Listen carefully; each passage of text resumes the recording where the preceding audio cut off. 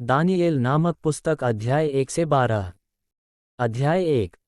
दानियेल और उसके मित्र 4 युवक नबूकदनेस्सर की राजसभा में। एक यहूदा के राजा यहोयाकीम के राज्य के 3 वर्ष में बैबीलोन के राजा नबूकदनेस्सर ने यरूशलेम पर चढ़ाई करके उसको घेर लिया। तब परमेश्वर ने यहूदा के राजा यहोयाकीम को परमेश्वर के भवन के कई पात्रों सहित उसके हाथ में कर दिया, और उसने उन पात्रों को शिनार देश में अपने देवता के मंदिर में ले जाकर अपने देवता के भंडार में रख दिया। तब उस राजा ने अपने खोजों के प्रधान अशपंज को आज्ञा दी कि इज़राइली राजपुत्रों और प्रतिष्ठित पुरुषों में से ऐसे कई जवानों को ला, 4 जो निर्दोष, सुंदर और सब प्रकार की बुद्धि में प्रवीण और ज्ञान में निपुण और विद्वान और राजमंदिर में हाजिर रहने के योग्य हों, और उन्हें कसदियों के शास्त्र और भाषा की शिक्षा दे। 5 राजा ने आज्ञा दी कि उसके भोजन और पीने के दाखमधु में से उन्हें प्रतिदिन खाने पीने को दिया जाए। इस प्रकार 3 वर्ष तक उनका पालन पोषण होता रहे, तब उसके बाद वे राजा के सामने हाजिर किए जाएं। 6 उनमें यहूदा की संतान से चुने हुए दानियेल, हनन्याह, मीशाएल और अजर्याह नामक यहूदी थे।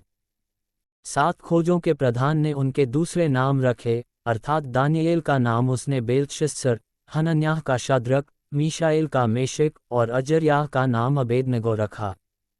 8 परंतु दानियेल ने अपने मन में ठान लिया कि वह राजा का भोजन खाकर और उसके पीने का दाखमधु पीकर अपवित्र न होए, इसलिए उसने खोजों के प्रधान से विनती की कि उसे अपवित्र न होना पड़े। 9 परमेश्वर ने खोजों के प्रधान के मन में दानियेल के प्रति कृपा और दया भर दी। 10 खोजों के प्रधान ने दानियेल से कहा, मैं अपने स्वामी राजा से डरता हूँ, क्योंकि तुम्हारा खाना पीना उसी ने ठहराया है। कहीं ऐसा न हो कि वह तेरा मुंह तेरे संग के जवानों से उतरा हुआ और उदास देखे और तुम मेरा सिर राजा के सामने जोखिम में डालो। 11 तब दानियेल ने उस मुखिए से, जिसको खोजों के प्रधान ने दानियेल, हनन्याह, मीशाएल और अजर्याह के ऊपर देखभाल करने के लिए नियुक्त किया था, कहा, 12 मैं तुझसे विनती करता हूँ कि अपने दासों को 10 दिन तक जांच, हमारे खाने के लिए सागपात और पीने के लिए पानी ही दिया जाए। 13 फिर 10 दिन के बाद हमारे मुंह और जो जवान राजा का भोजन खाते हैं उनके मुंह को देख, और जैसा तुझे देख पड़े उसी के अनुसार अपने दासों से व्यवहार करना। 14 उनकी यह विनती उसने मान ली और 10 दिन तक उनको जांचता रहा। 15 10 दिन के बाद उनके मुंह राजा के भोजन के खाने वाले सब जवानों से अधिक अच्छे और चिकने दिखाई पड़े। 16 तब वह मुखिया उनका भोजन और उनके पीने के लिए ठहराया हुआ दाखमधु दोनों छुड़ाकर उनको सागपात देने लगा। 17 परमेश्वर ने उन चारों जवानों को सब शास्त्रों और सब प्रकार की विद्याओं में बुद्धिमानी और प्रवीणता दी, और दानियेल सब प्रकार के दर्शन और स्वप्न के अर्थ का ज्ञानी हो गया।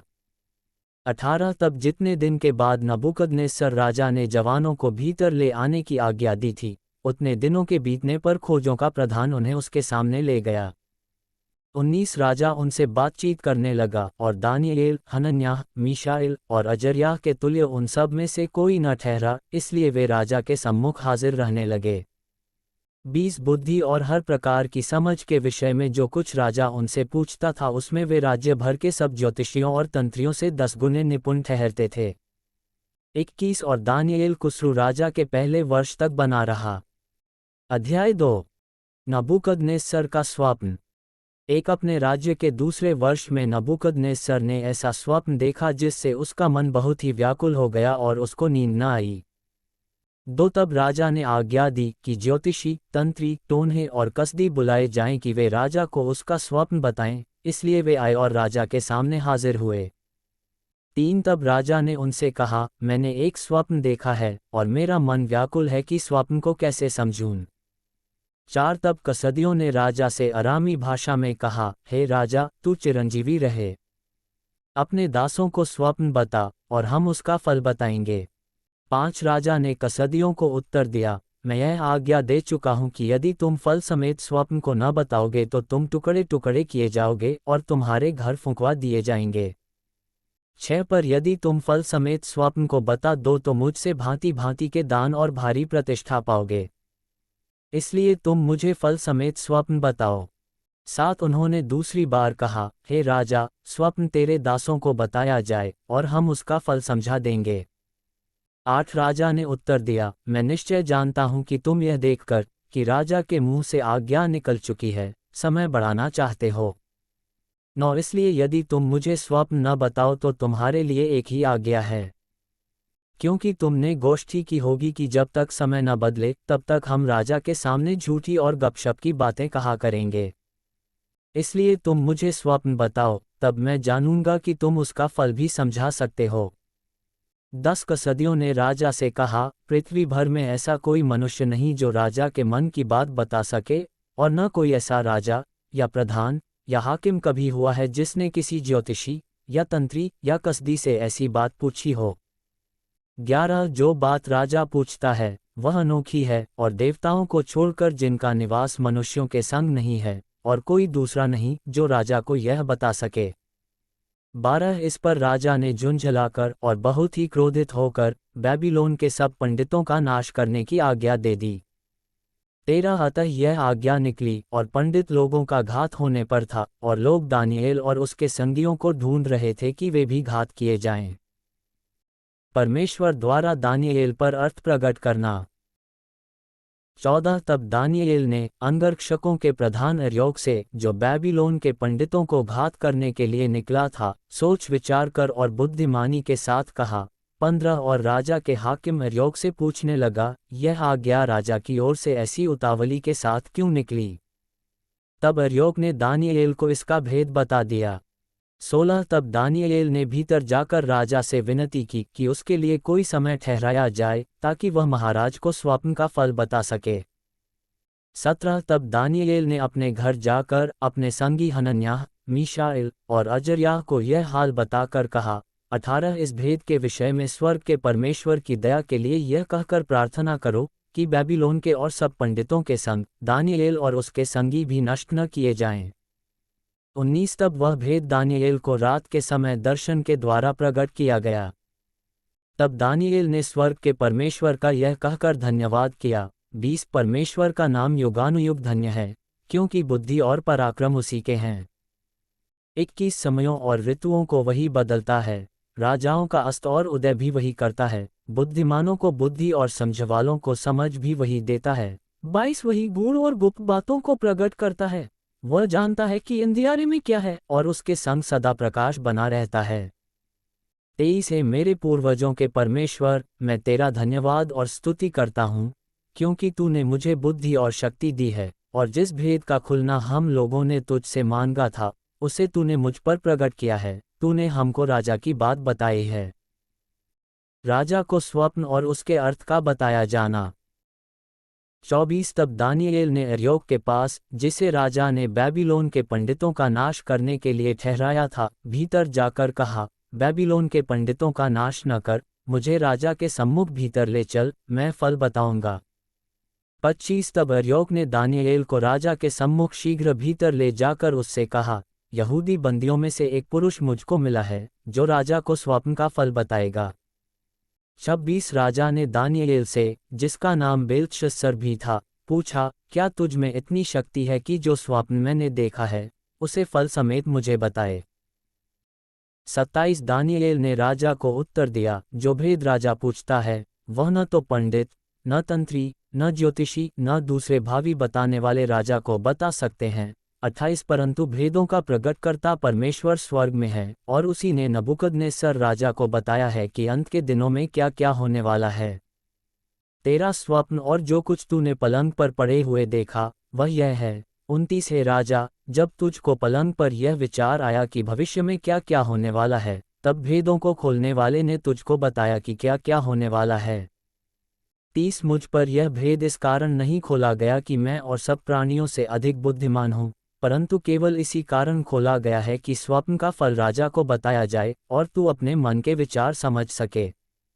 31 हे राजा, जब तू देख रहा था तब एक बड़ी मूर्ति देख पड़ी, और वह मूर्ति जो तेरे सामने खड़ी थी वह लंबी चौड़ी थी, उसकी चमक अनुपम थी और उसका रूप भयंकर था। 32 उस मूर्ति का सिर तो चोखे सोने का था, उसकी छाती और भुजाएं चांदी की, उसका पेट और जांघें पीतल की। 33 उसकी टांगें लोहे की और उसके पांव कुछ तो लोहे के और कुछ मिट्टी के थे। 34 फिर देखते देखते तूने क्या देखा कि एक पत्थर ने बिना किसी के खोदे आप ही आप उखड़कर उस मूर्ति के पांवों पर लगकर जो लोहे और मिट्टी के थे उनको चूर चूर कर डाला। 35 तब लोहा, मिट्टी, पीतल, चांदी और सोना भी सब चूर चूर हो गए और धूपकाल में खलिहानों के भूसे के समान हवा से ऐसे उड़ गए कि उनका कहीं पता न रहा, और वह पत्थर जो मूर्ति पर लगा था वह बड़ा पहाड़ बनकर सारी पृथ्वी में फैल गया। 36 स्वप्न तो यूं ही हुआ और अब हम उसका फल राजा को समझा देते हैं। 37 हे राजा, तू तो महाराजाधिराज है, क्योंकि स्वर्ग के परमेश्वर ने तुझको राज्य, सामर्थ्य, शक्ति और महिमा दी है। 38 और जहाँ कहीं मनुष्य पाए जाते हैं वहाँ उसने उन सबों को, और मैदान के जीव जंतु और आकाश के पक्षी भी तेरे वश में कर दिए हैं, और तुझको उन सब का अधिकारी ठहराया है। यह सोने का सिर तू ही है। 39 तेरे बाद एक राज्य और उदय होगा जो तुझसे छोटा होगा, फिर एक और तीसरा पीतल का सा राज्य होगा जिसमें सारी पृथ्वी आ जाएगी। 40 चौथा राज्य लोहे के तुल्य मजबूत होगा, लोहे से तो सब वस्तुएं चूर चूर हो जाती और पिस जाती हैं, इसलिए जिस भांति लोहे से वे सब कुचली जाती हैं उसी भांति उस चौथे राज्य से सब कुछ चूर चूर होकर पिस जाएगा। 41 तूने जो मूर्ति के पांवों और उनकी उंगलियों को देखा, जो कुछ कुम्हार की मिट्टी की और कुछ लोहे की थी, इससे वह चौथा राज्य बटा हुआ होगा, तो भी उसमें लोहे का सा कड़ापन रहेगा, जैसे कि तूने कुम्हार की मिट्टी के संग लोहा भी मिला हुआ देखा था। 42 जैसे पांवों की उंगलियां कुछ तो लोहे की और कुछ मिट्टी की थीं, इसका अर्थ यह है कि वह राज्य कुछ तो दृढ़ और कुछ निर्बल होगा। 43 तूने जो लोहे को कुम्हार की मिट्टी के संग मिला हुआ देखा, इसका अर्थ यह है कि उस राज्य के लोग एक दूसरे मनुष्यों से मिले जुले तो रहेंगे, परंतु जैसे लोहा मिट्टी के साथ मेल नहीं खाता, वैसे ही वे भी एक न बने रहेंगे। 44 उन राजाओं के दिनों में स्वर्ग का परमेश्वर एक ऐसा राज्य उदय करेगा जो अनंत काल तक न टूटेगा और न वह किसी दूसरी जाति के हाथ में किया जाएगा, वरन वह उन सब राज्यों को चूर चूर करेगा और उनका अंत कर डालेगा, और वह सदा स्थिर रहेगा। 45 जैसा तूने देखा कि एक पत्थर किसी के हाथ के बिन खोदे पहाड़ में से उखड़ा, और उसने लोहे, पीतल, मिट्टी, चांदी और सोने को चूर चूर किया, इसी रीति महान परमेश्वर ने राजा को बताया है कि इसके बाद क्या क्या होने वाला है। न स्वप्न में और न उसके फल में कुछ संदेह है। राजा द्वारा दानियेल का सम्मान। 46 इतना सुनकर नबूकदनेस्सर राजा ने मुंह के बल गिरकर दानियेल को दंडवत किया और आज्ञा दी कि उसको भेंट चढ़ाओ और उसके सामने सुगंध वस्तु जलाओ। 47 फिर राजा ने दानियेल से कहा, सच तो यह है कि तुम लोगों का परमेश्वर, सब ईश्वरों का ईश्वर, राजाओं का राजा और भेदों का खोलने वाला है, इसीलिए तू यह भेद प्रकट कर पाया। 48 तब राजा ने दानियेल का पद बढ़ा किया और उसको बहुत से बड़े बड़े दान दिए, और यह आज्ञा दी कि वह बेबीलोन के सारे प्रांत पर हाकिम और बेबीलोन के सब पंडितों पर मुख्य प्रधान बने।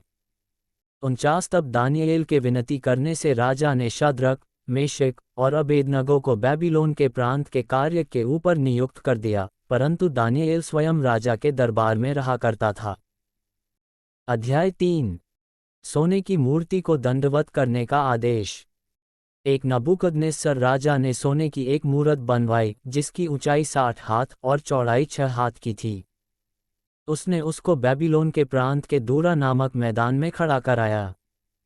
तब नबूकदनेस्सर राजा ने अधिपतियों, हाकिमों, गवर्नरों, जजों, खजांचियों, न्यायियों, शास्त्रियों आदि प्रांत प्रांत के सब अधिकारियों को बुलवा भेजा कि वे उस मूरत की प्रतिष्ठा में आए जो उसने खड़ी कराई थी। 3 तब अधिपति, हाकिम, गवर्नर, जज, खजानची, न्याय, शास्त्री आदि प्रांत प्रांत के सब अधिकारी नबूकदनेस्सर राजा की खड़ी कराई हुई मूरत की प्रतिष्ठा के लिए इकट्ठे हुए और उस मूरत के सामने खड़े हुए। 4 तब ढिंढोरिये ने ऊंचे शब्द से पुकार कर कहा, हे देश देश और जाति जाति के लोगों और भिन्न भिन्न भाषा के बोलने वालों, तुमको यह आज्ञा सुनाई जाती है कि 5 जिस समय तुम नरसिंगे, बांसुली, वीणा, सारंगी, सितार, शहनाई आदि सब प्रकार के बाजों का शब्द सुनो, तुम उसी समय गिरकर नबूकदनेस्सर राजा की खड़ी कराई हुई सोने की मूरत को दंडवत करो। 6 जो कोई गिरकर दंडवत न करेगा वह उसी घड़ी धधकते हुए भट्ठे के बीच में डाल दिया जाएगा। 7 इस कारण उस समय ज्यों ही सब जाति के लोगों को नरसिंगे, बांसुली, वीणा, सारंगी, सितार, शहनाई आदि सब प्रकार के बाजों का शब्द सुन पड़ा, त्यों ही देश देश और जाति जाति के लोगों और भिन्न भिन्न भाषा बोलने वालों ने गिरकर उस सोने की मूरत को, जो नबूकदनेस्सर राजा ने खड़ी कराई थी, दंडवत की। दानियेल के साथियों पर आज्ञा उल्लंघन का आरोप। 8 उसी समय कई एक कसदी पुरुष राजा के पास गए और कपट से यहूदियों की चुगली खाए। 9 वे नबूकदनेस्सर राजा से कहने लगे, हे राजा, तू चिरंजीवी रहे। 10 हे राजा, तूने तो यह आज्ञा दी है कि जो मनुष्य नरसिंगे, बांसुली, वीणा, सारंगी, सितार, शहनाई आदि सब प्रकार के बाजों का शब्द सुने, वह गिरकर उस सोने की मूरत को दंडवत करे। 11 और जो कोई गिरकर दंडवत न करे वह धधकते हुए भट्ठे के बीच में डाल दिया जाए। 12 देख, शद्रक, मेशक और अबेदनगो नामक कुछ यहूदी पुरुष हैं, जिन्हें तूने बैबीलोन के प्रांत के कार्य के ऊपर नियुक्त किया है। उन पुरुषों ने, हे राजा, तेरी आज्ञा की कुछ चिंता नहीं की, वे तेरे देवता की उपासना नहीं करते, और जो सोने की मूरत तूने खड़ी कराई है, उसको दंडवत नहीं करते। 13 तब नबूकदनेस्सर ने रोष और जलजलाहट में आकर आज्ञा दी कि शद्रक, मेशक और अबेदनगो को लाओ। तब वे पुरुष राजा के सामने हाजिर किए गए। 14 नबूकदनेस्सर ने उनसे पूछा, हे शद्रक, मेशक और अबेदनगो, तुम लोग जो मेरे देवता की उपासना नहीं करते और मेरी खड़ी कराई हुई सोने की मूरत को दंडवत नहीं करते, तो क्या तुम जानबूझकर ऐसा करते हो? 15 यदि तुम अभी तैयार हो कि जब नरसिंगे, बांसुली, वीणा, सारंगी, सितार, शहनाई आदि सब प्रकार के बाजों का शब्द सुनो और उसी क्षण गिरकर मेरी बनवाई हुई मूरत को दंडवत करो, तो बचोगे, और यदि तुम दंडवत न करो तो इसी घड़ी धधकते हुए भट्ठे के बीच में डाले जाओगे। फिर ऐसा कौन देवता है जो तुमको मेरे हाथ से छुड़ा सके? 16 शद्रक, मेशक और अबेदनगो ने राजा से कहा, हे नबूकदनेस्सर, इस विषय में तुझे उत्तर देने का हमें कुछ प्रयोजन नहीं जान पड़ता। 17 हमारा परमेश्वर, जिसकी हम उपासना करते हैं, वह हमको उस धधकते हुए भट्ठे की आग से बचाने की शक्ति रखता है, वरन हे राजा, वह हमें तेरे हाथ से भी छुड़ा सकता है। 18 परंतु यदि नहीं, तो हे राजा, तुझे मालूम हो कि हम लोग तेरे देवता की उपासना नहीं करेंगे और न तेरी खड़ी कराई हुई सोने की मूरत को दंडवत करेंगे। दानियेल के साथियों का भट्ठे में डाला जाना। 19 तब नबूकदनेस्सर झुंझला उठा और उसके चेहरे का रंग शद्रक, मेशक और अबेदनगो के प्रति बदल गया। उसने आज्ञा दी कि भट्ठे को 7 गुना अधिक धधका दो। 20 फिर अपनी सेना में के कई एक बलवान पुरुषों को उसने आज्ञा दी कि शद्रक, मेशक और अबेदनगो को बांधकर उन्हें धधकते हुए भट्ठे में डाल दो। 21 तब वे पुरुष अपने मोज़ों, अंगरखों, बागों और अन्य वस्त्रों सहित बांधकर उस धधकते हुए भट्ठे में डाल दिए गए। 22 वह भट्ठा तो राजा की दृढ़ आज्ञा होने के कारण अत्यंत धधकाया गया था, इस कारण जिन पुरुषों ने शद्रक, मेशक और अबेदनगो को उठाया वे ही आग की आंच से जल मरे। 23 और उसी धधकते हुए भट्ठे के बीच ये तीनों पुरुष, शद्रक, मेशक और अबेदनगो, बंधे हुए फेंक दिए गए। 24 तब नबूकदनेस्सर राजा अचंभित हुआ और घबराकर उठ खड़ा हुआ और अपने मंत्रियों से पूछने लगा, क्या हमने उस आग के बीच 3 ही पुरुष बंधे हुए नहीं डलवाए? उन्होंने राजा को उत्तर दिया, हाँ राजा, सच बात है। 25 फिर उसने कहा, अब मैं देखता हूँ कि 4 पुरुष आग के बीच खुले हुए टहल रहे हैं और उनको कुछ भी हानि नहीं पहुंची, और चौथे पुरुष का स्वरूप ईश्वर के पुत्र के सदृश है। दानियेल के साथियों का सम्मान। 26 फिर नबूकदनेस्सर उस धधकते हुए भट्ठे के द्वार के पास जाकर कहने लगा, हे शद्रक, मेशक और अबेदनगो, हे परमप्रधान परमेश्वर के दासों, निकलकर यहाँ आओ। यह सुनकर शद्रक, मेशक और अबेदनगो आग के बीच से निकल आए। 27 जब अधिपति, हाकिम, गवर्नर और राजा के मंत्रियों ने, जो इकट्ठे हुए थे, उन पुरुषों की ओर देखा, तब उनकी देह में आग का कुछ भी प्रभाव नहीं पाया, और उनके सिर का एक बाल भी न झुलसा, न उनके मोजे कुछ बिगड़े, न उनमें जलने की कुछ गंध पाई गई। 28 नबूकदनेस्सर कहने लगा, धन्य है शद्रक, मेशक और अबेदनगो का परमेश्वर, जिसने अपना दूत भेजकर अपने इन दासों को इसलिए बचाया, क्योंकि इन्होंने राजा की आज्ञा न मानकर तुझी पर भरोसा रखा और यह सोचकर अपना शरीर भी अर्पण किया कि हम अपने परमेश्वर को छोड़ किसी देवता की उपासना या दंडवत न करेंगे।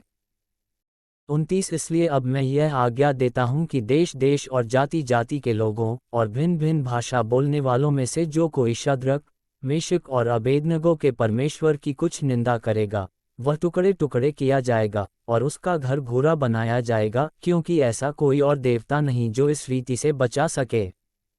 30 तब राजा ने बेबीलोन के प्रांत में शद्रक, मेशक, अबेदनगो का पद और ऊंचा किया। अध्याय 4 नबूकदनेस्सर का दूसरा स्वप्न। एक नबूकदनेस्सर राजा की ओर से देश देश और जाति जाति के लोगों और भिन्न भिन्न भाषा बोलने वाले जितने सारी पृथ्वी पर रहते हैं, उन सबों को यह वचन मिला, तुम्हारा कुशल क्षेम बढ़े। 2 मुझे यह अच्छा लगा कि परमप्रधान परमेश्वर ने मुझे जो जो चिन्ह और चमत्कार दिखाए हैं, उनको प्रकट करूं। 3 उसके दिखाए हुए चिन्ह क्या ही बड़े और उसके चमत्कारों में क्या ही बड़ी शक्ति प्रकट होती है। उसका राज्य तो सदा का और उसकी प्रभुता पीढ़ी से पीढ़ी तक बनी रहती है। 4 मैं नबूकदनेस्सर अपने भवन में चैन से और प्रफुल्लित रहता था। 5 मैंने ऐसा स्वप्न देखा जिसके कारण मैं डर गया और पलंग पर पड़े पड़े जो विचार मेरे मन में आए और जो बातें मैंने देखी, उनके कारण मैं घबरा गया था। 6 तब मैंने आज्ञा दी कि बेबीलोन के सब पंडित मेरे स्वप्न का फल मुझे बताने के लिए मेरे सामने हाजिर किए जाएं। 7 जब ज्योतिषी, तंत्री, कसदी और होनहार बताने वाले भीतर आए और मैंने उनको अपना स्वप्न बताया, परंतु वे उसका फल न बता सके। 8 अंत में दानिएल मेरे सम्मुख आया, जिसका नाम मेरे देवता के नाम के कारण बेल्तशस्सर रखा गया था और जिसमें पवित्र ईश्वरों की आत्मा रहती है, और मैंने उसको अपना स्वप्न यह कहकर बता दिया, नो हे बेल्तशस्सर, तू तो सब ज्योतिषियों का प्रधान है। मैं जानता हूं कि तुझ में पवित्र ईश्वरों की आत्मा रहती है और तू किसी भेद के कारण नहीं घबराता, इसलिए जो स्वप्न मैंने देखा है उसे फल समेत मुझे बताकर समझा दे। 10 जो दर्शन मैंने पलंग पर पाया वह यह है, मैंने देखा कि पृथ्वी के बीचों बीच एक वृक्ष लगा है, उसकी ऊंचाई बहुत बड़ी है। 11 वह वृक्ष बड़ा होकर दृढ़ हो गया और उसकी ऊंचाई स्वर्ग तक पहुंची और वह सारी पृथ्वी की छोर तक दिखाई पड़ता था। 12 उसके पत्ते सुंदर और उसमें बहुत फल थे, यहाँ तक कि उसमें सबों के लिए भोजन था। उसके नीचे मैदान के सब पशुओं को छाया मिलती थी और उसकी डालियों में आकाश की सब चिड़ियां बसेरा करती थीं और सब प्राणी उससे आहार पाते थे। 13 मैंने पलंग पर दर्शन पाते समय क्या देखा कि एक पवित्र पहरुआ स्वर्ग से उतर आया। 14 उसने ऊंचे शब्द से पुकार कर यह कहा, वृक्ष को काट डालो, उसकी डालियों को छांट दो, उसके पत्ते झाड़ दो और उसके फल बिखरा डालो, पशु उसके नीचे से हट जाएं और चिड़ियां उसकी डालियों पर से उड़ जाएं। 15 तो भी उसके ठूंठ को जड़ समेत भूमि में छोड़ो और उसको लोहे और पीतल के बंधन से बांधकर मैदान की हरी घास के बीच रहने दो। वह आकाश की ओस से भीगा करे और भूमि की घास खाने में मैदान के पशुओं के संग भागी हो। 16 उसका मन बदले और मनुष्य का न रहे, परंतु पशु का सा बन जाए और उस पर 7 काल बीतें। 17 यह आज्ञा पहलुओं के निर्णय से और यह बात पवित्र लोगों के वचन से निकली कि जो जीवित हैं वे जान लें कि परमप्रधान परमेश्वर मनुष्यों के राज्य में प्रभुता करता है और उसको जिसे चाहे उसे दे देता है और वह छोटे से छोटे मनुष्य को भी उस पर नियुक्त कर देता है।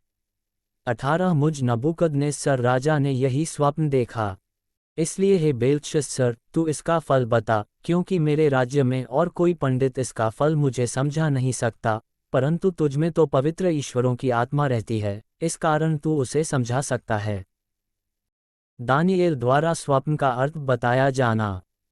19 तब दानिएल, जिसका नाम बेल्तशस्सर भी था, घड़ी भर घबराता रहा और सोचते सोचते व्याकुल हो गया। तब राजा कहने लगा, हे बेल्तशस्सर, इस स्वप्न से या इसके फल से तू व्याकुल मत हो। बेल्तशस्सर ने कहा, हे मेरे प्रभु, यह स्वप्न तेरे बैरियों पर और इसका अर्थ तेरे द्रोहियों पर फले। 20 जिस वृक्ष को तूने देखा, जो बड़ा और दृढ़ हो गया और जिसकी ऊंचाई स्वर्ग तक पहुंची और जो पृथ्वी के सिरे तक दिखाई देता था। 21 जिसके पत्ते सुंदर और फल बहुत थे और जिसमें सबों के लिए भोजन था, जिसके नीचे मैदान के सब पशु रहते थे और जिसकी डालियों में आकाश की चिड़ियां बसेरा करती थीं। 22 है राजा, वह तू ही है। तू महान और सामर्थी हो गया, तेरी महिमा बड़ी और स्वर्ग तक पहुंच गई, और तेरी प्रभुता पृथ्वी की छोर तक फैली है।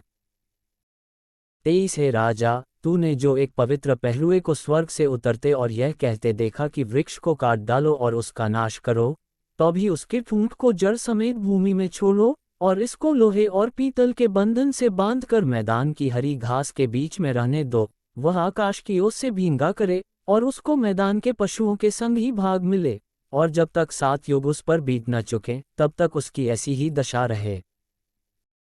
24 हे राजा, इसका फल जो परमप्रधान ने ठान लिया है कि राजा पर घटे, वह यह है। 25 कि तू मनुष्यों के बीच से निकाला जाएगा, और मैदान के पशुओं के संग रहेगा, तू बैलों के समान घास चरेगा और आकाश की ओस से भींगा करेगा, और 7 युग तुझ पर बीतेंगे, जब तक कि तू न जान ले कि मनुष्यों के राज्य में परमप्रधान ही प्रभुता करता है, और जिसे चाहे वह उसे दे देता है।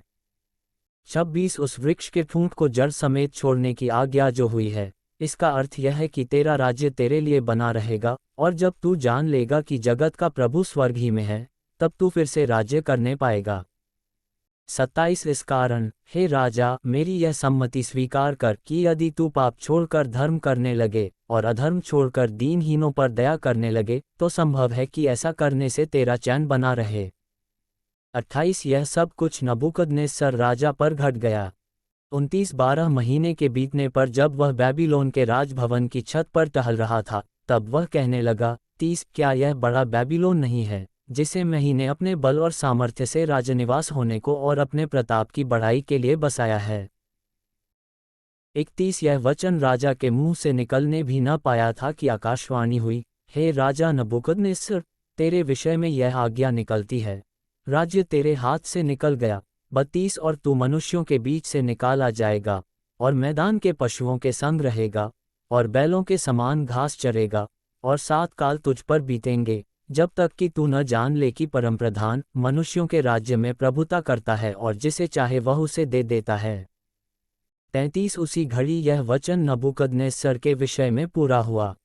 वह मनुष्यों में से निकाला गया और बैलों के समान घास चरने लगा, और उसकी देह आकाश की ओस में भीगती थी, यहाँ तक कि उसके बाल उकाब पक्षियों के परों से और उसके नाखून चिड़ियों के पंजों के समान बढ़ गए। नबूकदनेस्सर द्वारा परमेश्वर का स्तुतिगान। 34 उन दिनों के बीतने पर मुझ नबूकदनेस्सर ने अपनी आंखें स्वर्ग की ओर उठाईं, और मेरी बुद्धि फिर ज्यों की त्यों हो गई। तब मैंने परमप्रधान को धन्य कहा, और जो सदा जीवित है उसकी स्तुति और महिमा यह कहकर करने लगा, उसकी प्रभुता सदा की है, और उसका राज्य पीढ़ी से पीढ़ी तक बना रहने वाला है। 35 पृथ्वी के सब रहने वाले उसके सामने तुच्छ गिने जाते हैं, और वह स्वर्ग की सेना और पृथ्वी के रहने वालों के बीच अपनी ही इच्छा के अनुसार काम करता है, और कोई उसको रोककर उससे नहीं कह सकता है, तूने यह क्या किया है। 36 उसी समय मेरी बुद्धि फिर ज्यों की त्यों हो गई, और मेरे राज्य की महिमा के लिए मेरा प्रताप और मुकुट मुझ पर फिर आ गया। मेरे मंत्री और प्रधान लोग मुझसे भेंट करने के लिए आने लगे, और मैं अपने राज्य में स्थिर हो गया, और मेरी और अधिक प्रशंसा होने लगी। 37 अब मैं नबूकदनेस्सर स्वर्ग के राजा को सराहता हूँ और उसकी स्तुति और महिमा करता हूँ, क्योंकि उसके सब काम सच्चे और उसके सब व्यवहार न्याय के हैं, और जो लोग घमंड से चलते हैं उन्हें वह नीचा कर सकता है। अध्याय 5 दीवार पर लिखा गया लेख। एक बेलशस्सर नामक राजा ने अपने 1000 प्रधानों के लिए बड़ा भोज किया, और उन 1000 लोगों के सामने दाखमधु पिया। 2 दाखमधु पीते पीते बेलशस्सर ने आज्ञा दी कि सोने चांदी के जो पात्र उसके पिता नबूकदनेस्सर ने यरूशलेम के मंदिर में से निकाले थे, उन्हें लाया जाए कि राजा अपने प्रधानों और रानियों और रखेलियों समेत उनमें पिए। 3 तब जो सोने के पात्र यरूशलेम में परमेश्वर के भवन के मंदिर में से निकाले गए थे, वे लाए गए, और राजा अपने प्रधानों और रानियों और रखेलियों समेत उनमें पीने लगा। 4 वे दाखमधु पी पीकर सोने, चांदी, पीतल, लोहे, काठ और पत्थर के देवताओं की स्तुति कर ही रहे थे। 5 की उसी घड़ी मनुष्य के हाथ की सी कई उंगलियां निकलकर दीवट के सामने राजमंदिर की दीवार के चूने पर कुछ लिखने लगीं, और हाथ का जो भाग लिख रहा था वह राजा को दिखाई पड़ा। 6 उसे देखकर राजा भयभीत हो गया, और वह मन ही मन घबरा गया, और उसकी कमर के जोड़ ढीले पड़ गए, और कांपते कांपते उसके घुटने एक दूसरे से टकराने लगे। 7 तब राजा ने ऊंचे शब्द से पुकार कर तंत्रियों, कसदियों और अन्य भावी बताने वालों को हाजिर करवाने की आज्ञा दी। जब बैबीलोन के पंडित पास आए, तब राजा उनसे कहने लगा, जो कोई वह लिखा हुआ पढ़कर उसका अर्थ मुझे समझाए उसे बैंजनी रंग का वस्त्र और उसके गले में सोने की कंठमाला पहनाई जाएगी और मेरे राज्य में तीसरा वही प्रभुता करेगा। 8 तब राजा के सब पंडित लोग भीतर आए, परंतु उस लिखे हुए को न पढ़ सके और न राजा को उसका अर्थ समझा सके। 9 इस पर बेलशस्सर राजा बहुत घबरा गया और भयातुर हो गया, और उसके प्रधान भी बहुत व्याकुल हुए। 10 राजा और प्रधानों के वचनों को सुनकर रानी भोज के भवन में आई और कहने लगी, हे राजा, तू युग युग जीवित रहे, अपने मन में न घबरा और न उदास हो। 11 तेरे राज्य में दानिएल नामक एक पुरुष है जिसका नाम तेरे पिता ने बेलशस्सर रखा था। उसमें पवित्र ईश्वरों की आत्मा रहती है, और उस राजा के दिनों में उसमें प्रकाश, प्रवीणता और ईश्वरों के तुल्य बुद्धि पाई गई। हे राजा, तेरा पिता जो राजा था, उसने उसको सब ज्योतिषियों, तंत्रियों, कसदियों और अन्य भावी बताने वालों का प्रधान ठहराया था। 12 क्योंकि उसमें उत्तम आत्मा, ज्ञान और प्रवीणता और स्वप्नों का फल बताने और पहेलियां खोलने और संदेह दूर करने की शक्ति पाई गई। इसलिए अब दानिएल बुलाया जाए और वह इसका अर्थ बताएगा। लेख का अर्थ बताया जाना। 13 तब दानिएल राजा के सामने भीतर बुलाया गया। राजा दानिएल से पूछने लगा, क्या तू वही दानिएल है जो मेरे पिता नबूकदनेस्सर राजा द्वारा यहूदा देश से लाए हुए यहूदी बंधुओं में से है? 14 मैंने तेरे विषय में सुना है कि ईश्वर की आत्मा तुझ में रहती है और प्रकाश, प्रवीणता और उत्तम बुद्धि तुझ में पाई जाती है। 15 देख, अभी पंडित और तंत्री लोग मेरे सामने इसलिए लाए गए थे कि यह लिखा हुआ पढ़ें और उसका अर्थ मुझे बताएं, परंतु वे उस बात का अर्थ न समझा सके। 16 परंतु मैंने तेरे विषय में सुना है कि दानिएल भेद खोल सकता और संदेह दूर कर सकता है। इसलिए अब यदि तू उस लिखे हुए को पढ़ सके और उसका अर्थ भी मुझे समझा सके, तो तुझे बैंजनी रंग का वस्त्र और तेरे गले में सोने की कंठमाला पहनाई जाएगी और राज्य में तीसरा तू ही प्रभुता करेगा। 17 दानिएल ने राजा से कहा, अपने दान अपने ही पास रख, और जो बदला तू देना चाहता है वह दूसरे को दे। वह लिखी हुई बात मैं राजा को पढ़ सुनाऊंगा और उसका अर्थ भी तुझे समझाऊंगा। 18 हे राजा, परम प्रधान परमेश्वर ने तेरे पिता नबूकदनेस्सर को राज्य, बढ़ाई, प्रतिष्ठा और प्रताप दिया था। 19 और उस बढ़ाई के कारण जो उसने उसको दी थी, देश देश और जाति जाति के सब लोग और भिन्न भिन्न भाषा बोलने वाले उसके सामने कांपते और थरथराते थे। जिसे वह चाहता उसे वह घात करता था, और जिसको वह चाहता उसे वह जीवित रखता था। जिसे वह चाहता उसे वह ऊंचा पद देता था, और जिसको वह चाहता उसे वह गिरा देता था। 20 परंतु जब उसका मन फूल उठा और उसकी आत्मा कठोर हो गई, यहाँ तक कि वह अभिमान करने लगा, तब वह अपने राजसिंहासन पर से उतारा गया और उसकी प्रतिष्ठा भंग की गई। 21 वह मनुष्यों में से निकाला गया, और उसका मन पशुओं का सा, और उसका निवास जंगली गधों के बीच हो गया। वह बैलों के समान घास चरता, और उसका शरीर आकाश की ओस से भींगा करता था, जब तक कि उसने जान न लिया कि परमप्रधान परमेश्वर मनुष्यों के राज्य में प्रभुता करता है और जिसे चाहता उसी को उस पर अधिकारी ठहराता है। 22 तो भी, हे बेलशस्सर, तू जो उसका पुत्र है और यह सब कुछ जानता था, तो भी तेरा मन नम्र न हुआ। 23 वरन तूने स्वर्ग के प्रभु के विरुद्ध सिर उठाकर उसके भवन के पात्र मंगवाकर अपने सामने रखवा लिए, और अपने प्रधानों और रानियों और रखेलियों समेत तूने उनमें दाखमधु पिया, और चांदी, सोने, पीतल, लोहे, काठ और पत्थर के देवता, जो न देखते न सुनते न कुछ जानते हैं, उनकी तो स्तुति की, परंतु परमेश्वर, जिसके हाथ में तेरा प्राण है और जिसके वश में तेरा सब चलना फिरना है, उसका सम्मान तूने नहीं किया। 24 तब ही यह हाथ का एक भाग उसी की ओर से प्रकट किया गया है और वे शब्द लिखे गए हैं।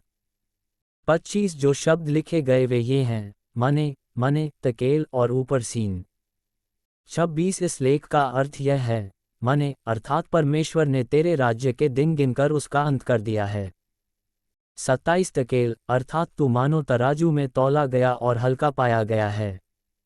28 परेस अर्थात तेरा राज्य बांटकर मादियों और फौसियों को दिया गया है।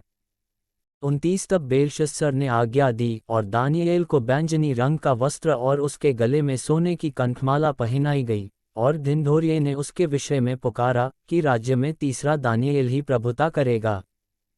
30 उसी रात कसदियों का राजा बेलशस्सर मार डाला गया। 31 और दारामादी जो कोई 62 वर्ष का था राजगद्दी पर विराजमान हुआ। अध्याय 6। दानियेल सिंहों की मांद में।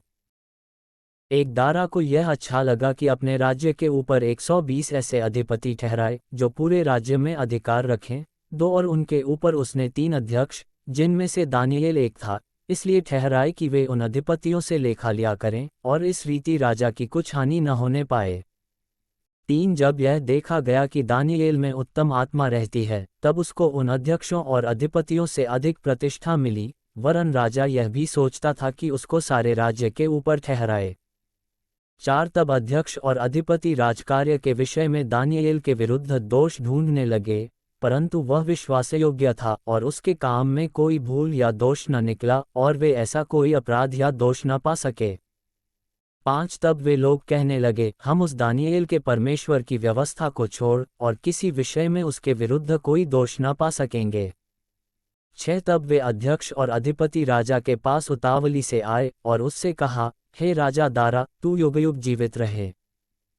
7 राज्य के सारे अध्यक्षों ने और हाकिमों, अधिपतियों, न्यायियों और गवर्नरों ने भी आपस में सम्मति की है कि राजा ऐसी आज्ञा दे और ऐसी कड़ी आज्ञा निकाले कि 30 दिन तक जो कोई, हे राजा, तुझे छोड़ किसी और मनुष्य या देवता से विनती करे, वह सिंहों की मांद में डाल दिया जाए।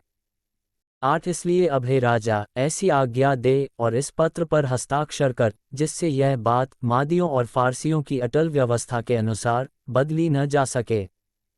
9 तब दारा राजा ने उस आज्ञा पत्र पर हस्ताक्षर कर दिया।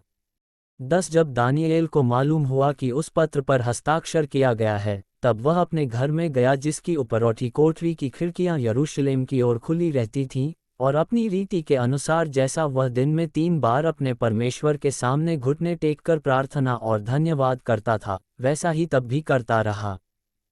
11 तब उन पुरुषों ने उतावली से आकर दानियेल को अपने परमेश्वर के सामने विनती करते और गिड़गिड़ाते हुए पाया। 12 अतः वे राजा के पास जाकर उसकी राजाज्ञा के विषय में उससे कहने लगे, हे राजा, क्या तूने ऐसे आज्ञा पत्र पर हस्ताक्षर नहीं किया कि 30 दिन तक जो कोई तुझे छोड़ किसी मनुष्य या देवता से विनती करेगा, वह सिंहों की मांद में डाल दिया जाएगा? राजा ने उत्तर दिया, हाँ, मादियों और फारसियों की अटल व्यवस्था के अनुसार यह बात स्थिर है। 13 तब उन्होंने राजा से कहा, यहूदी बंदियों में से जो दानियेल है, उसने, हे राजा, न तो तेरी ओर कुछ ध्यान दिया और न तेरे हस्ताक्षर किए हुए आज्ञापत्र की ओर, वह दिन में 3 बार विनती किया करता है। 14 यह बात सुनकर राजा बहुत उदास हुआ और दानियेल को बचाने के उपाय सोचने लगा, और सूर्य के अस्त होने तक उसे बचाने का यत्न करता रहा। 15 तब वे पुरुष राजा के पास उतावली से आकर कहने लगे, हे राजा, यह जान रख कि मादियों और फारसियों में यह व्यवस्था है कि जो निषेधाज्ञा या आज्ञा राजा ठहराए, वह नहीं बदल सकती। 16 तब राजा ने आज्ञा दी और दानियेल को लाकर सिंहों की मांद में डाल दिया गया। उस समय राजा ने दानियेल से कहा, तेरा परमेश्वर, जिसकी तू नित्य उपासना करता है, वही तुझे बचाए। 17 तब एक पत्थर लाकर उस गड्ढे के मुंह पर रखा गया और राजा ने उस पर अपनी अंगूठी से और अपने प्रधानों की अंगूठियों से मुहर लगा दी कि दानियेल के विषय में कुछ बदलने ना पाए। 18 तब राजा अपने महल में चला गया और उस रात को बिना भोजन पड़ा रहा, और उसके पास सुख विलास की कोई वस्तु नहीं पहुंचाई गई और उसे नींद भी नहीं आई। 19 भोर को पौ फटते ही राजा उठा और सिंहों के गड्ढे की ओर फुर्ती से चला गया। 20 जब राजा गड्ढे के निकट आया, तब शोकभरी वाणी से चिल्लाने लगा और दानियेल से कहा, हे दानियेल, हे जीवते परमेश्वर के दास, क्या तेरा परमेश्वर जिसकी तू नित्य उपासना करता है, तुझे सिंहों से बचा सका है? 21 तब दानियेल ने राजा से कहा, हे राजा, तू युगयुग जीवित रहे। 22 मेरे परमेश्वर ने अपना दूत भेजकर सिंहों के मुंह को ऐसा बंद कर रखा कि उन्होंने मेरी कुछ भी हानि नहीं की। इसका कारण यह है कि मैं उसके सामने निर्दोष पाया गया, और हे राजा, तेरे सम्मुख भी मैंने कोई भूल नहीं की। 23 तब राजा ने बहुत आनंदित होकर दानियेल को गड्ढे में से निकालने की आज्ञा दी। अतः दानियेल गड्ढे में से निकाला गया और उस पर हानि का कोई चिन्ह न पाया गया, क्योंकि वह अपने परमेश्वर पर विश्वास रखता था। 24 तब राजा ने आज्ञा दी कि जिन पुरुषों ने दानियेल की चुगली खाई थी, वे अपने अपने बाल बच्चों और स्त्रियों समेत लाकर सिंहों के गड्ढे में डाल दिए जाएं, और वे गड्ढे की पैदी तक भी न पहुँचे कि सिंहों ने उन पर झपटकर सब हड्डियों समेत उनको चबा डाला। 25 तब दारा राजा ने सारी पृथ्वी के रहने वाले देश देश और जाति जाति के सब लोगों और भिन्न भिन्न भाषा बोलने वालों के पास यह लिखा, तुम्हारा बहुत कुशल हो। 26 मैं यह आज्ञा देता हूँ कि जहाँ जहाँ मेरे राज्य का अधिकार है, वहाँ के लोग दानियेल के परमेश्वर के सम्मुख कांपते और थरथराते रहें, क्योंकि जीवता और युगानुयुग तक रहने वाला परमेश्वर वही है, उसका राज्य अविनाशी और उसकी प्रभुता सदा स्थिर रहेगी। 27 जिसने दानियेल को सिंहों से बचाया है, वही बचाने और छुड़ाने वाला है और स्वर्ग में और पृथ्वी पर चिन्हों और चमत्कारों का प्रकट करने वाला है। 28 इस प्रकार दानियेल, दारा और कुस्रू फारसी दोनों के राज्य के दिनों में सुख चैन से रहा। अध्याय 7 दानियेल द्वारा अपने दर्शनों का वर्णन। 4 पशु। एक बेबीलोन के राजा बेलशस्सर के पहले वर्ष में दानियेल ने पलंग पर स्वप्न और दर्शन देखे। तब उसने वह स्वप्न लिखा और बातों का सारांश भी वर्णन किया। 2 दानियेल ने यह कहा, मैंने रात को यह स्वप्न देखा कि महासागर पर चारों ओर आंधी चलने लगी। 3 तब समुद्र में से 4 बड़े बड़े जंतु जो एक दूसरे से भिन्न थे निकल आए। 4 पहला जंतु सिंह के समान था और उसके पंख उकाब के से थे। मेरे देखते देखते उसके पंखों के पर नोचे गए और वह भूमि पर से उठाकर मनुष्य के समान पांवों के बल खड़ा किया गया और उसको मनुष्य का हृदय दिया गया। 5 फिर मैंने एक और जंतु देखा जो रीछ के समान था और एक पांजर के बल उठा हुआ था और उसके मुंह में दांतों के बीच 3 पसलियां थीं और लोग उससे कह रहे थे, उठकर बहुत मांस खा। 6 इसके बाद मैंने दृष्टि की और देखा कि चीते के समान एक और जंतु है जिसकी पीठ पर पक्षी के से 4 पंख हैं और उस जंतु के 4 सिर थे और उसको अधिकार दिया गया। 7 फिर इसके बाद मैंने स्वप्न में दृष्टि की और देखा कि एक चौथा जंतु है जो भयंकर और डरावना और बहुत सामर्थी है और उसके बड़े बड़े लोहे के दांत हैं। वह सब कुछ खा डालता है और चूर चूर करता है, और जो बच जाता है उसे पैरों से रौंदता है। वह सब पहले जंतुओं से भिन्न है और उसके 10 सींग हैं। 8 मैं उन सींगों को ध्यान से देख रहा था तो क्या देखा कि उनके बीच एक और छोटा सा सींग निकला और उसके बल से उन पहले सींगों में से 3 उखाड़े गए। फिर मैंने देखा कि इस सींग में मनुष्य की सी आंखें और बड़ा बोलने वाला मुंह भी है। सदा काल तक रहने वाले का दर्शन। 9 मैंने देखते देखते अंत में क्या देखा कि सिंहासन रखे गए और कोई अति प्राचीन विराजमान हुआ। उसका वस्त्र हिमसा उजला और सिर के बाल निर्मल ऊन सरीखे थे। उसका सिंहासन अग्नि में और उसके पहिए धधकती हुई आग के से दिखाई पड़ते थे। 10 उस प्राचीन के सम्मुख से आग की धारा निकलकर बह रही थी। फिर हजारों हजार लोग उसकी सेवा टहल कर रहे थे और लाखों लाख लोग उसके सामने हाजिर थे। फिर न्यायी बैठ गए और पुस्तकें खोली गईं। 11 उस समय उस सींग का बड़ा बोल सुनकर मैं देखता रहा और देखते देखते अंत में देखा कि वह जंतु घात किया गया और उसका शरीर धधकती हुई आग से भस्म किया गया। 12 शेष जंतुओं का अधिकार ले लिया गया, परंतु उनका प्राण कुछ समय के लिए बचाया गया। 13 मैंने रात में स्वप्न में देखा और देखो, मनुष्य के संतान सा कोई आकाश के बादलों समेत आ रहा था और वह उस अति प्राचीन के पास पहुंचा और उसको वे उसके समीप लाए।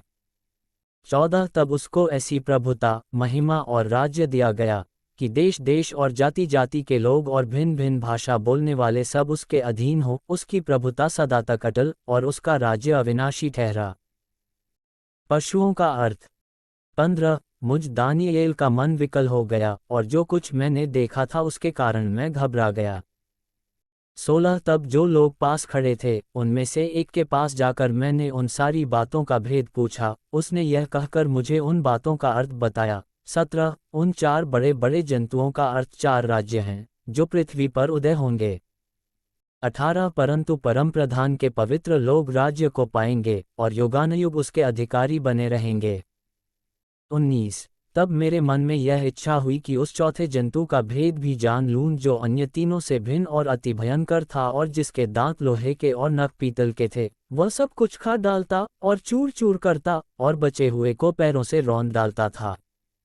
20 फिर उसके सिर में के 10 सींगों का भेद, और जिस नए सींग के निकलने से 3 सींग गिर गए, अर्थात जिस सींग की आंखें और बड़ा बोलने वाला मुंह और सब अन्य सींगों से अधिक भयंकर था, उसका भी भेद जानने की मुझे इच्छा हुई।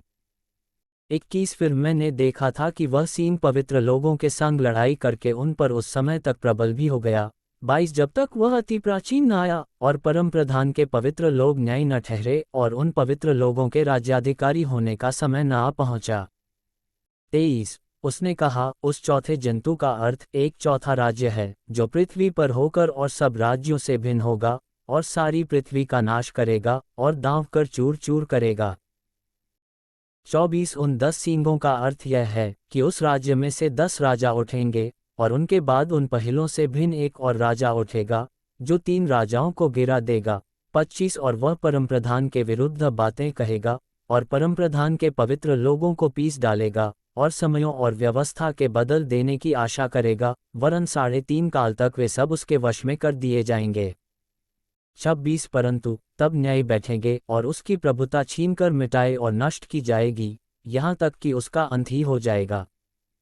27 तब राज्य और प्रभुता और धरती पर के राज्य की महिमा परमप्रधान ही की प्रजा अर्थात उसके पवित्र लोगों को दी जाएगी। उसका राज्य सदा का राज्य है और सब प्रभुता करने वाले उसके अधीन होंगे और उसकी आज्ञा मानेंगे। 28 इस बात का वर्णन मैं अब कर चुका, परंतु मुझ दानियेल के मन में बड़ी घबराहट बनी रही और मैं भयभीत हो गया और इस बात को मैं अपने मन में रखे रहा। अध्याय 8 एक मेढ़े और एक बकरे का दर्शन। एक बेलशस्सर राजा के राज्य के 3 वर्ष में उस पहले दर्शन के बाद एक और बात मुझ दानियेल को दर्शन के द्वारा दिखाई गई। 2 जब मैं एलाम नामक प्रांत में शूशन नामक राजगढ़ में रहता था, तब मैंने दर्शन में देखा कि मैं ओले नदी के किनारे पर हूँ। 3 फिर मैंने आंख उठाकर देखा कि उस नदी के सामने 2 सींग वाला एक मेढ़ा खड़ा है। उसके दोनों सींग बड़े हैं, परंतु उनमें से एक अधिक बड़ा है और जो बड़ा है वह दूसरे के बाद निकला। 4 मैंने उस मेढ़े को देखा कि वह पश्चिम, उत्तर और दक्षिण की ओर सींग मारता है और कोई जंतु उसके सामने खड़ा नहीं रह सकता और न उसके हाथ से कोई किसी को बचा सकता है, और वह अपनी ही इच्छा के अनुसार काम करके बढ़ता जाता था। 5 मैं सोच ही रहा था तो फिर क्या देखा कि एक बकरा पश्चिम दिशा से निकलकर सारी पृथ्वी के ऊपर ऐसा फिरा कि चलते समय भूमि पर पांव न छुआया, और उस बकरे की आंखों के बीच एक देखने योग्य सींग था। 6 वह उस 2 सींग वाले मेढ़े के पास जाकर, जिसको मैंने नदी के सामने खड़ा देखा था, उस पर जलकर अपने पूरे बल से लपका। 7 मैंने देखा कि वह मेढ़े के निकट आकर उस पर झुंझलाया और मेढ़े को मारकर उसके दोनों सींगों को तोड़ दिया, और उसका सामना करने को मेढ़े का कुछ भी वश न चला। तब बकरे ने उसको भूमि पर गिराकर रौंद डाला और मेढ़े को उसके हाथ से छुड़ाने वाला कोई न मिला। 8 तब बकरा अत्यंत बढ़ाई मारने लगा और जब बलवंत हुआ तब उसका बड़ा सींग टूट गया और उसके बदले देखने योग्य 4 सींग निकलकर चारों दिशाओं की ओर बढ़ने लगे। 9 फिर इनमें से एक छोटा सा सींग और निकला, जो दक्षिण, पूरब और शिरोमणि देश की ओर बहुत ही बढ़ गया। 10 वह स्वर्ग की सेना तक बढ़ गया और उसमें से और तारों में से भी कितनों को भूमि पर गिराकर रौंद डाला। 11 वरन वह उस सेना के प्रधान तक भी बढ़ गया और उसका नित्य होमबलि बंद कर दिया गया और उसका पवित्र वासस्थान गिरा दिया गया। 12 और लोगों के अपराध के कारण नित्य होमबलि के साथ सेना भी उसके हाथ में कर दी गई, और उस सींग ने सच्चाई को मिट्टी में मिला दिया और वह काम करते करते सफल हो गया। 13 तब मैंने एक पवित्र जन को बोलते सुना। फिर एक और पवित्र जन ने उस पहले बोलने वाले से पूछा, नित्य होमबलि और उजड़वाने वाले अपराध के विषय में जो कुछ दर्शन देखा गया, वह कब तक फलता रहेगा, अर्थात पवित्र स्थान और सेना दोनों का रौंदा जाना कब तक होता रहेगा। 14 तब उसने मुझसे कहा, जब तक सांझ और सबेरा 2300 बार न हो तब तक वह होता रहेगा, तब पवित्र स्थान शुद्ध किया जाएगा। जिब्राइल द्वारा दर्शन का अर्थ बताया जाना। 15 यह बात दर्शन में देखकर मैं दानियेल इसके समझने का यत्न करने लगा। इतने में पुरुष का रूप धरे हुए कोई मेरे सम्मुख खड़ा हुआ दिखाई पड़ा। 16 तब मुझे उले नदी के बीच से एक मनुष्य का शब्द सुन पड़ा, जो पुकार कर कहता था, हे जिब्राइल, उस जन को उसकी देखी हुई बातें समझा दे।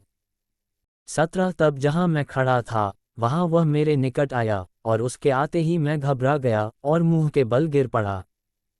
तब उसने मुझसे कहा, हे मनुष्य के संतान, उन देखी हुई बातों को समझ ले, क्योंकि उनका अर्थ अंत ही के समय में फलेगा। 18 जब वह मुझसे बातें कर रहा था तब मैं अपना मुंह भूमि की ओर किए हुए भारी नींद में पड़ा था, परंतु उसने मुझे छूकर सीधा खड़ा कर दिया। 19 तब उसने कहा, क्रोध भड़कने के अंत के दिनों में जो कुछ होगा वह मैं तुझे बताता हूँ, क्योंकि अंत के ठहराए हुए समय में वह सब पूरा हो जाएगा। 20 जो 2 सींग वाला मेढ़ा तूने देखा है, उसका अर्थ मादियों और फारसियों के राज्य से है। 21 और वह रोआर बकरा यूनान का राज्य है, और उसकी आंखों के बीच जो बड़ा सींग निकला वह पहला राजा ठहरा। 22 वह सींग जो टूट गया और उसके बदले जो 4 सींग निकले, इसका अर्थ यह है कि उस जाति से 4 राज्य उदय होंगे, परंतु उनका बल उस पहले का सा न होगा। 23 उन राज्यों के अंत समय में जब अपराधी पूरा बल पकड़ेंगे, तब क्रूर दृष्टि वाला और पहेली बूझने वाला एक राजा उठेगा। 24 उसकी सामर्थ्य बड़ी होगी, परंतु उस पहले राजा की सी नहीं, और वह अद्भुत रीति से लोगों का नाश करेगा और सफल होकर काम करता जाएगा और सामर्थियों और पवित्र लोगों के समुदाय को नष्ट करेगा। 25 उसकी चतुराई के कारण उसका छल सफल होगा, और वह मन में फूलकर निडर रहते हुए बहुत लोगों का नाश करेगा।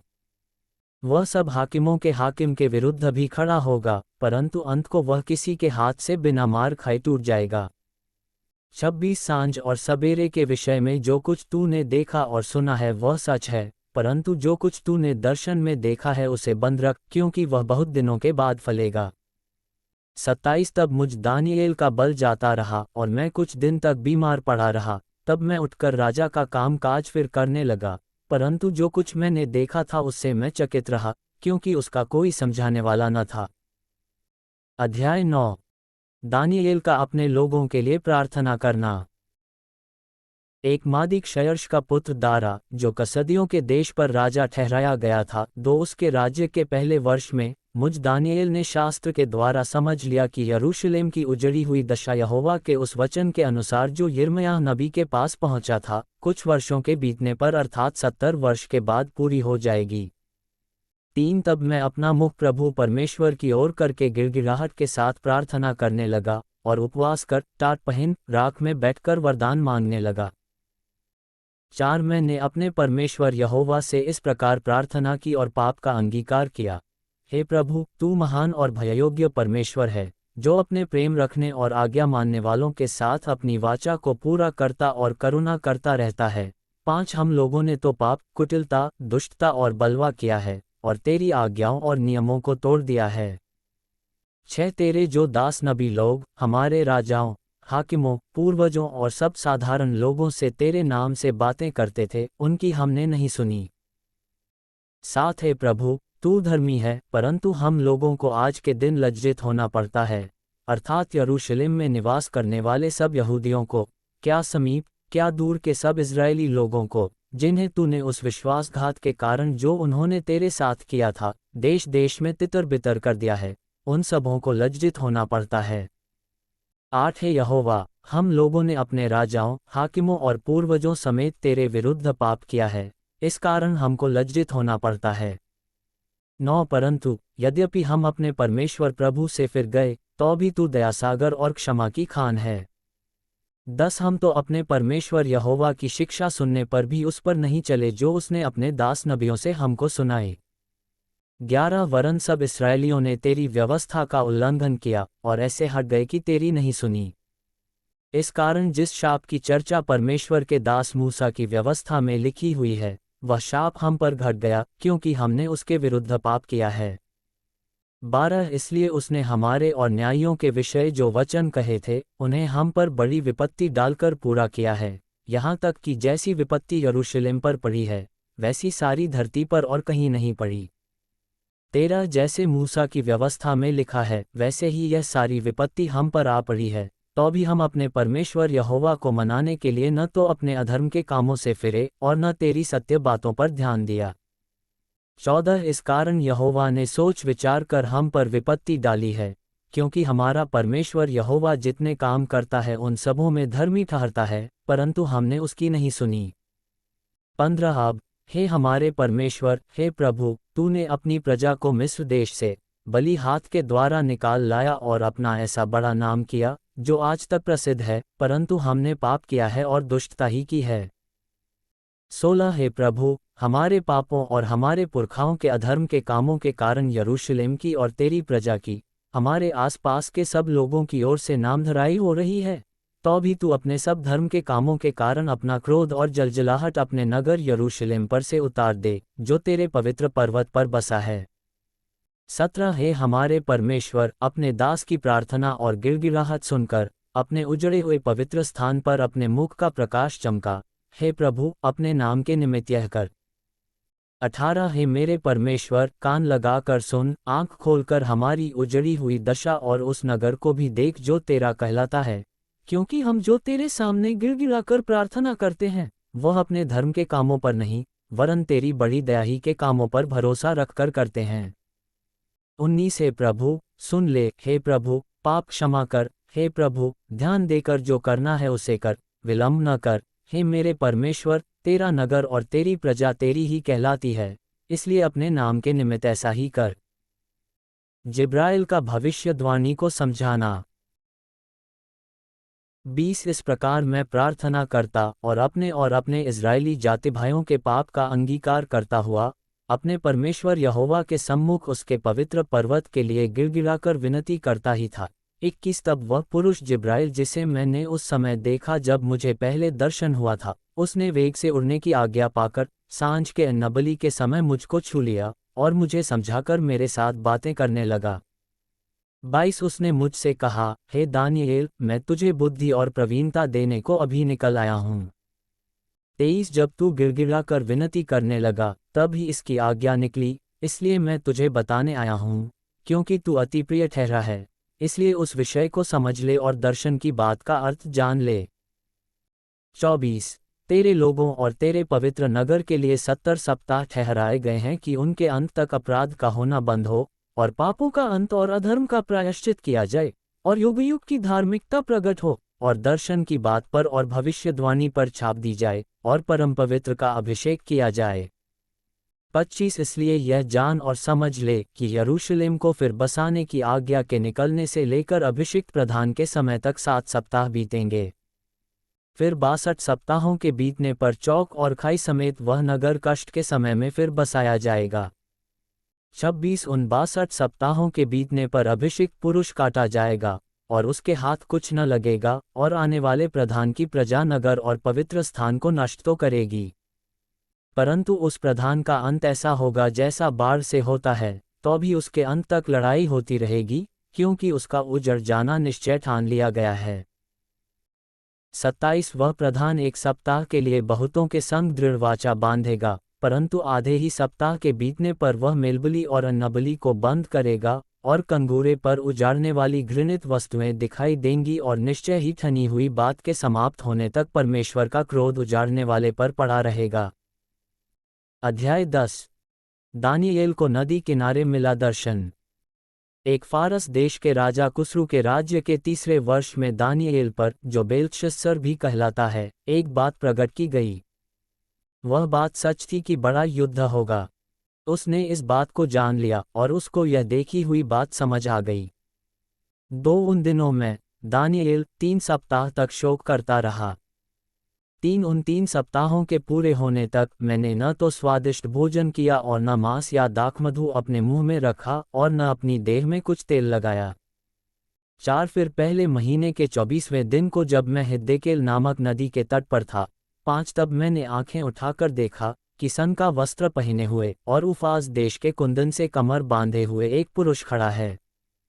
6 उसका शरीर फीरोजा के समान, उसका मुख बिजली के समान, उसकी आंखें जलते हुए दीपक की सी, उसकी बाहें और पांव चमकाए हुए पीतल के से, और उसके वचनों का शब्द भीड़ों के शब्द का सा था। 7 उसको केवल मुझ दानियेल ही ने देखा और मेरे संगी मनुष्यों को उसका कुछ भी दर्शन न हुआ, परंतु वे बहुत ही थरथराने लगे और छिपने के लिए भाग गए। 8 तब मैं अकेला रहकर यह अद्भुत दर्शन देखता रहा, इससे मेरा बल जाता रहा, मैं भयातुर हो गया और मुझ में कुछ भी बल न रहा।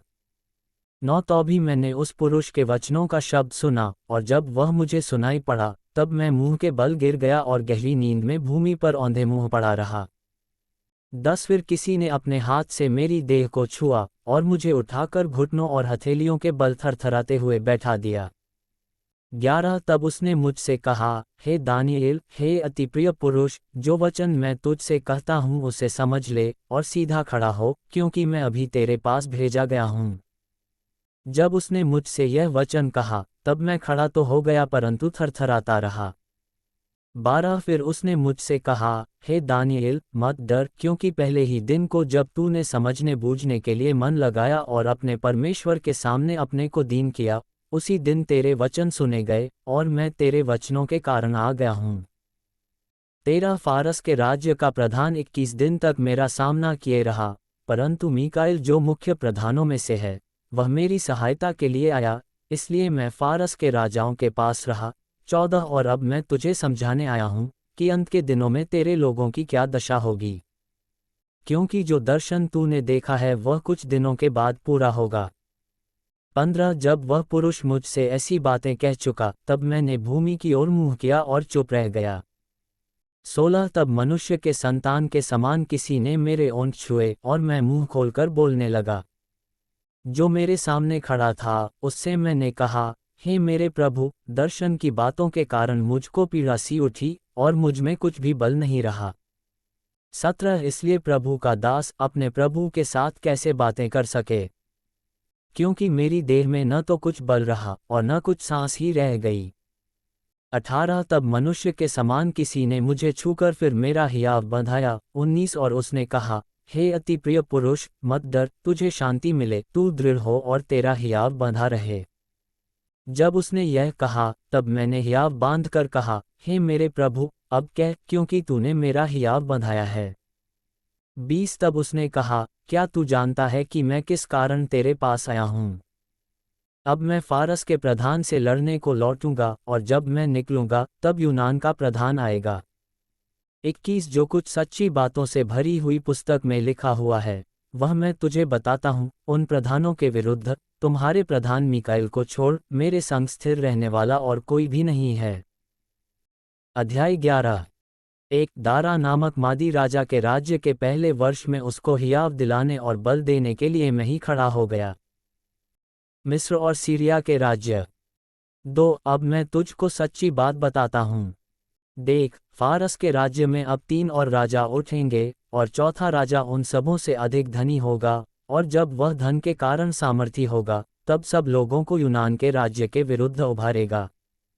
3 उसके बाद एक पराक्रमी राजा उठकर अपना राज्य बहुत बढ़ाएगा, और अपनी इच्छा के अनुसार ही काम किया करेगा। 4 जब वह बड़ा होगा, तब उसका राज्य टूटेगा और चारों दिशाओं में बंटकर अलग अलग हो जाएगा, और न तो उसके राज्य की शक्ति ज्यों की त्यों रहेगी और न उसके वंश को कुछ मिलेगा, क्योंकि उसका राज्य उखड़कर उनकी अपेक्षा और लोगों को प्राप्त होगा। 5 तब दक्षिण देश का राजा बल पकड़ेगा, परंतु उसका एक हाकिम उससे अधिक बल पकड़कर प्रभुता करेगा, यहाँ तक कि उसकी प्रभुता बड़ी हो जाएगी। 6 कई वर्षों के बीतने पर ये दोनों आपस में मिलेंगे, और दक्षिण देश के राजा की बेटी उत्तर देश के राजा के पास शांति की वाचा बांधने को आएगी, परंतु उसका बाहुबल बना न रहेगा, और न वह राजा और न उसका नाम रहेगा, परंतु वह स्त्री अपने पहुँचाने वालों और अपने पिता और अपने संभालने वालों समेत अलग कर दी जाएगी। 7 फिर उसकी जड़ों में से एक डाल उत्पन्न होकर उसके स्थान में बढ़ेगी, वह सेना समेत उत्तर के राजा के गढ़ में प्रवेश करेगा और उनसे युद्ध करके प्रबल होगा। 8 तब वह उनके देवताओं की ढली हुई मूर्तों और सोने चांदी के बहुमूल्य पात्रों को छीनकर मिस्र में ले जाएगा। इसके बाद वह कुछ वर्ष तक उत्तर देश के राजा के विरुद्ध हाथ रोके रहेगा। 9 तब वह राजा दक्षिण देश के राजा के देश में आएगा, परंतु फिर अपने देश में लौट जाएगा। 10 उसके पुत्र झगड़ा मचाकर बहुत से बड़े बड़े दल इकट्ठे करेंगे, और उमड़ने वाली नदी के समान आकर देश के बीच होकर जाएंगे, फिर लौटते हुए उसके गढ़ तक झगड़ा मचाते जाएंगे। 11 तब दक्षिण देश का राजा चिढ़ेगा और निकलकर उत्तर देश के उस राजा से युद्ध करेगा, और वह राजा लड़ने के लिए बड़ी भीड़ इकट्ठी करेगा, परंतु वह भीड़ उसके हाथ में कर दी जाएगी। 12 उस भीड़ को जीतकर उसका मन फूल उठेगा, और वह लाखों लोगों को गिराएगा, परंतु वह प्रबल न होगा। 13 क्योंकि उत्तर देश का राजा लौटकर पहली से भी बड़ी भीड़ इकट्ठी करेगा, और कई दिनों वरन वर्षों के बीतने पर वह निश्चय बड़ी सेना और संपत्ति लिए हुए आएगा। 14 उन दिनों में बहुत से लोग दक्षिण देश के राजा के विरुद्ध उठेंगे, वरन तेरे लोगों में से भी उपद्रवी लोग उठ खड़े होंगे, जिससे इस दर्शन की बात पूरी हो जाएगी, परंतु वे ठोकर खाकर गिरेंगे। 15 तब उत्तर देश का राजा आकर घेराबंदी करेगा और दृढ़ नगर ले लेगा, और दक्षिण देश के न तो प्रधान खड़े रहेंगे और न बड़े वीर, क्योंकि किसी में खड़े रहने का बल न रहेगा। 16 तब जो भी उनके विरुद्ध आएगा वह अपनी इच्छा पूरी करेगा, और वह हाथ में सत्यानाश लिए हुए शिरोमणि देश में भी खड़ा होगा और उसका सामना करने वाला कोई न रहेगा। 17 तब वह अपने राज्य के पूर्ण बल समेत कई सीधे लोगों को संग लिए हुए आने लगेगा, और अपनी इच्छा के अनुसार काम किया करेगा। वह उसको एक स्त्री इसलिए देगा कि उसका राज्य बिगाड़ा जाए, परंतु वह स्थिर न रहेगी, न उस राजा की होगी। 18 तब वह द्वीपों की ओर मुंह करके बहुतों को ले लेगा, परंतु एक सेनापति उसके अहंकार को मिटाएगा, वरन उसके अहंकार के अनुकूल उसे बदला देगा। 19 तब वह अपने देश के गढ़ों की ओर मुंह फेरेगा, और वह ठोकर खाकर गिरेगा, और कहीं उसका पता न रहेगा। 20 तब उसके स्थान में कोई ऐसा उठेगा जो शिरोमणि राज्य में अंधेर करने वाले को घुमाएगा, परंतु थोड़े दिन बीतने पर वह क्रोध या युद्ध किए बिना ही नष्ट हो जाएगा। सीरिया का दुष्ट राजा। 21 उसके स्थान में एक तुच्छ मनुष्य उठेगा, जिसकी राजा प्रतिष्ठा पहले तो न होगी, तो भी वह चैन के समय आकर चिकनी चुपड़ी बातों के द्वारा राज्य को प्राप्त करेगा। 22 तब उसकी भुजारूपी बाढ़ से लोग, वरन वाचा का प्रधान भी, उसके सामने से बहकर नष्ट होंगे। 23 क्योंकि वह उसके संग वाचा बांधने पर भी छल करेगा, और थोड़े ही लोगों को संग लिए हुए चढ़कर प्रबल होगा। 24 चैन के समय वह प्रांत के उत्तम से उत्तम स्थानों पर चढ़ाई करेगा, और जो काम न उसके पुरखा और न उसके पुरखाओं के पुरखा करते थे, उसे वह करेगा, और लूटी हुई धन संपत्ति उनमें बहुत बांटा करेगा। वह कुछ काल तक दृढ़ नगरों के लेने की कल्पना करता रहेगा। 25 तब वह दक्षिण देश के राजा के विरुद्ध बड़ी सेना लिए हुए अपने बल और हियाव को बढ़ाएगा, और दक्षिण देश का राजा अत्यंत बड़ी और सामर्थी सेना लिए हुए युद्ध तो करेगा, परंतु ठहर न सकेगा, क्योंकि लोग उसके विरुद्ध कल्पना करेंगे। 26 उसके भोजन के खाने वाले भी उसको हरवाएंगे, और यद्यपि उसकी सेना बाढ़ के समान चढ़ेगी, तो भी उसके बहुत से लोग मर मिटेंगे। 27 तब उन दोनों राजाओं के मन बुराई करने में लगेंगे, यहाँ तक कि वे एक ही मेज पर बैठे हुए आपस में झूठ बोलेंगे, परंतु इससे कुछ बनना पड़ेगा, क्योंकि इन सब बातों का अंत नियत ही समय में होने वाला है। 28 तब उत्तर देश का राजा बड़ी लूट लिए हुए अपने देश को लौटेगा, और उसका मन पवित्र वाचा के विरुद्ध उभरेगा, और वह अपनी इच्छा पूरी करके अपने देश को लौट जाएगा। 29 नियत समय पर वह फिर दक्षिण देश की ओर जाएगा, परंतु उस पिछली बार के समान इस बार उसका वश न चलेगा। 30 क्योंकि कित्तियों के जहाज उसके विरुद्ध आएंगे, और वह उदास होकर लौटेगा, और पवित्र वाचा पर चिढ़कर अपनी इच्छा पूरी करेगा। वह लौटकर पवित्र वाचा के तोड़ने वालों की सुधि लेगा। 31 तब उसके सहायक खड़े होकर दृढ़ पवित्र स्थान को अपवित्र करेंगे, और नित्य होमबलि को बंद करेंगे। वे उस घृणित वस्तु को खड़ा करेंगे जो उजाड़ करा देती है। 32 और जो लोग दुष्ट होकर उस वाचा को तोड़ेंगे, उनको वह चिकनी चुपड़ी बातें कह कहकर भक्तिहीन कर देगा, परंतु जो लोग अपने परमेश्वर का ज्ञान रखेंगे, वे हियाव बांधकर बड़े काम करेंगे। 33 लोगों के सिखाने वाले बुद्धिमान जन बहुतों को समझाएंगे, तो भी वे बहुत दिन तक तलवार से छिदकर और आग में जलकर और बंधुए होकर और लुटकर बड़े दुख में पड़े रहेंगे। 34 जब वे दुख में पड़ेंगे तब थोड़ा बहुत संभलेंगे, परंतु बहुत से लोग चिकनी चुपड़ी बातें कह कहकर उनसे मिल जाएंगे। 35 और सिखाने वालों में से कितने गिरेंगे, और इसलिए गिरने पाएंगे कि जांचे जाएं और निर्मल और उजले किए जाएं। यह दशा अंत के समय तक बनी रहेगी, क्योंकि इन सब बातों का अंत नियत समय में होने वाला है। 36 तब वह राजा अपनी इच्छा के अनुसार काम करेगा और अपने आप को सारे देवताओं से ऊंचा और बड़ा ठहराएगा, वरन सब देवताओं के परमेश्वर के विरुद्ध भी अनोखी बातें कहेगा।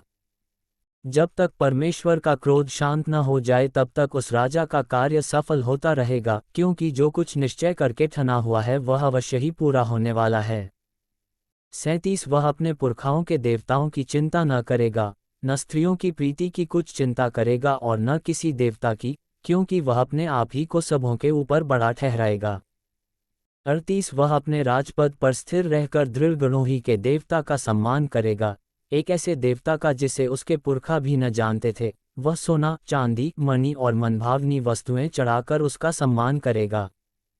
39 उस पराये देवता के सहारे वह अति दृढ़ गढ़ों से लड़ेगा, और जो कोई उसको माने उसे वह बड़ी प्रतिष्ठा देगा। ऐसे लोगों को वह बहुतों के ऊपर प्रभुता देगा और अपने लाभ के लिए अपने देश की भूमि को बांट देगा। 40 अंत के समय दक्षिण देश का राजा उसको सींग मारने लगेगा, परंतु उत्तर देश का राजा उस पर बवंडर के समान बहुत से रथ सवार और जहाज लेकर चढ़ाई करेगा। इस रीति से वह बहुत से देशों में फैल जाएगा और उनमें से निकल जाएगा। 41 वह शिरोमणि देश में भी आएगा और बहुत से देश उजड़ जाएंगे, परंतु अदोमी, मोआबी और मुख्य अम्मोनी आदि जातियों के देश उसके हाथ से बच जाएंगे। 42 वह कई देशों पर हाथ बढ़ाएगा और मिस्र देश भी न बचेगा। 43 वह मिस्र के सोने चांदी के खजानों और सब मनभावनी वस्तुओं का स्वामी हो जाएगा और लूबी और कूशी लोग भी उसके पीछे हो लेंगे। 44 उसी समय वह पूरब और उत्तर दिशाओं से समाचार सुनकर घबराएगा और बड़े क्रोध में आकर बहुतों का सत्यानाश करने के लिए निकलेगा। 45 वह दोनों समुद्रों के बीच पवित्र शिरोमणि पर्वत के पास अपना राजकीय तंबू खड़ा कराएगा। इतना करने पर भी उसका अंत आ जाएगा और कोई उसका सहायक न रहेगा। अध्याय 12 अंत का समय। उसी समय मिकाएल नामक बड़ा प्रधान, जो तेरे जाति भाइयों का पक्ष करने को खड़ा रहता है, वह उठेगा। तब ऐसे संकट का समय होगा जैसा किसी जाति के उत्पन्न होने के समय से लेकर अब तक कभी न हुआ, न होगा, परंतु उस समय तेरे लोगों में से जितनों के नाम परमेश्वर की पुस्तक में लिखे हुए हैं, वे बच निकलेंगे। जो भूमि के नीचे सोए रहेंगे उनमें से बहुत से लोग जाग उठेंगे, कितने तो सदा के जीवन के लिए और कितने अपनी नामधराई और सदा तक अत्यंत घिनौने ठहरने के लिए।